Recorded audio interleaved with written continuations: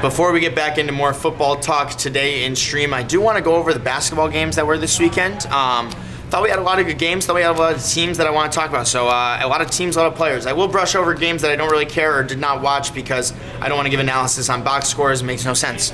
I watched a lot of this game. Warriors, Cavaliers, 99-94 win. I cannot believe we won this game. No Draymond Green. No Steph Curry. No Jimmy Butler. No Al Horford. And the Warriors go into Cleveland and win the game because I'm that Pat Spencer. Greatest lacrosse player of all time for the Warriors. Give this man more than a two-man deal. 19.7 of 12 from the field, 3 of 4 from 3. No turnovers. Sorry, 1 turnover, 7 assists. Dude played a hell of a game, man, but I got to give the defense. The defense in this game was outstanding, holding Cleveland to 36 points in the first half, specifically that second quarter. The offense started clicking for the Warriors. We started hitting our threes more. 13 threes in this one compared to the 10 for the Cavs.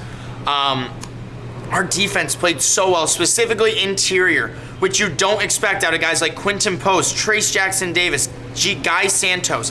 Did not expect our interior defense to look good at all in this game.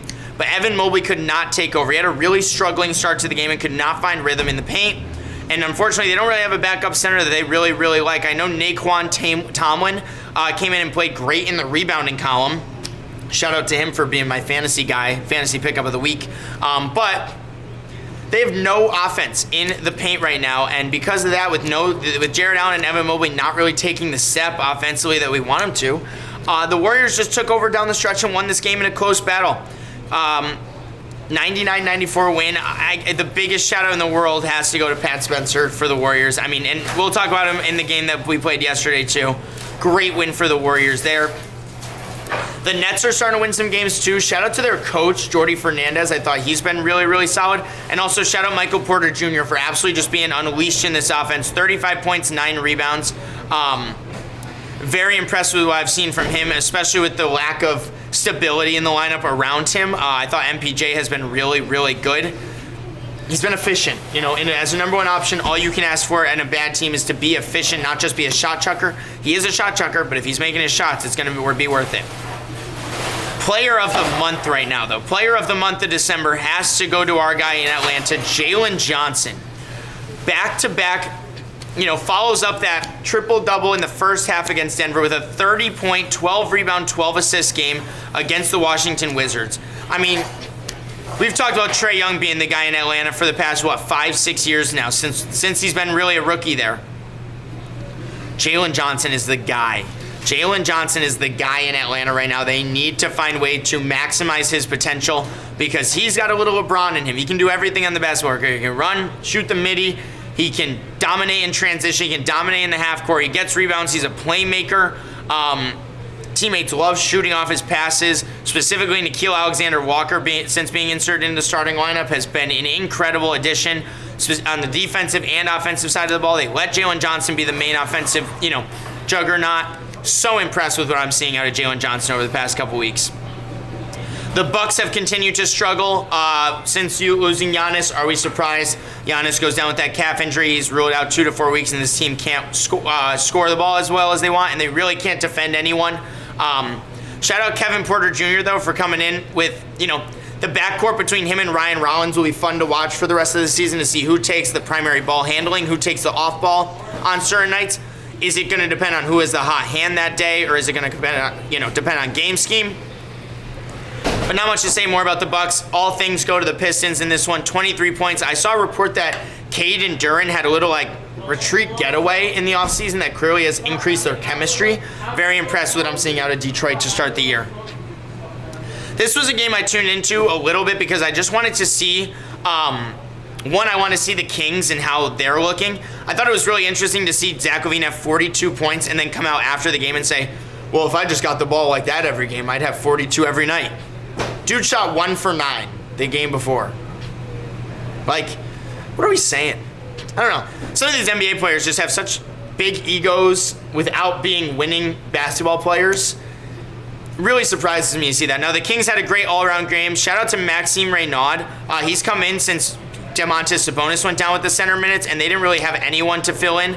And this guy, Maxime Reynaud, has been fantastic. 7'1", 250, can shoot a little bit, can rebound a little bit. Kind of one of those do-it-all guys. He had a really good game. And I would love to see, I know that I guess they're doing this. I know he's getting the minutes. I'd love to see Jaime Jaquez get inserted in the starting lineup at some point over a guy like Drew Smith, maybe even over Andrew Wiggins. I think Jaime Jaquez is having one of those great years.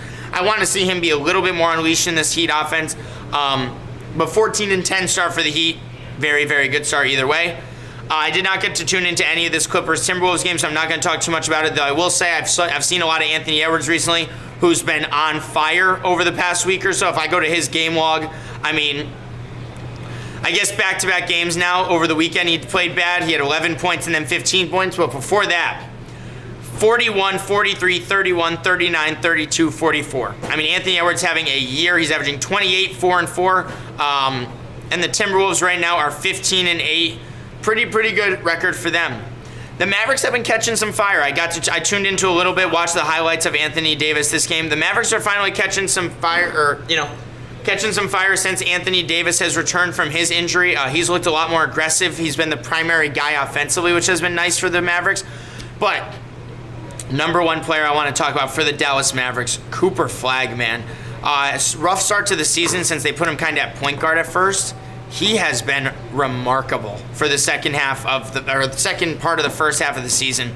Over the past couple weeks, 35 points, 24, 22, 16, 19, rebounding, 8, 9, 7, 6, 11 assists, a couple assists. He's getting steals, he's getting blocks. Defense, too. Defense specifically. Cooper Flagg has been outstanding. Exactly what you want. He's not even, I think, close. Let's see. Actually, in 2 weeks, he turns 19.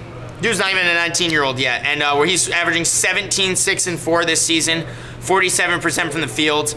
He even had a really bad start to the year, but I think since that first 6-game stretch, he's averaging like 22 plus a game. Really impressive stuff. Warriors follow up that win in Cleveland to go to Chicago and absolutely dominate in this one too. Great defensive showing for the Warriors in back-to-back games with none of the guys I mentioned. No Curry, no Al Horford. Jimmy Butler did come back in this one, but biggest shout out of this game has to go to Brandon Podziemski, who's been really struggling this year.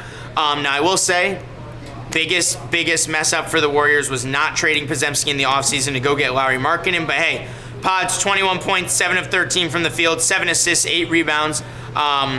Solid game, but this game was really won on the defensive side of the ball. Bulls could not shoot to save their life. 36% from the field, 28% from 3, as opposed to 22 made threes for the Golden State Warriors.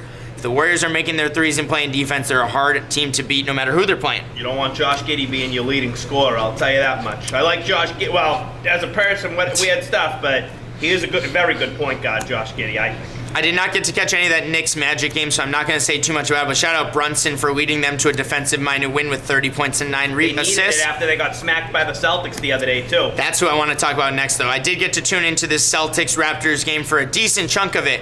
And wait, on a Sunday? I did actually. I had my iPad going. I had the 2 TVs with football, and I had my iPad on rotating through the basketball games. I have been,